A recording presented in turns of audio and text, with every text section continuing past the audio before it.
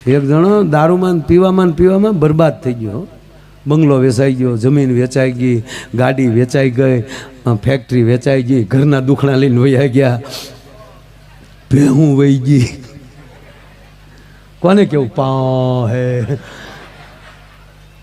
પછી એકલો રાતે અગાસી માથે બેઠેલો ને ખૂણામાં ખાલી બોટલોનો ઢગલો ની બે વચ્ચે અને બોટલ ઉપર રીહ ઉતારે. બોટલ પકડી કે જે મારો બંગલો વેચાયો એ ફળા દઈને બોટલ ફોડી નાખ. બીજી બોટલ લે તે એ રાજ નહીં કરો, મજાક બિલકુલ. બાપુ આમ બોલીને એનાય ટુકડા મૂકે. જો માયાભાઈ સાલુ પ્રોગ્રામમાં પી ગયા હતા. વાહ મારા શું મારા દીકરા ટુકડિયાઓ નીકળ્યા છે યાર.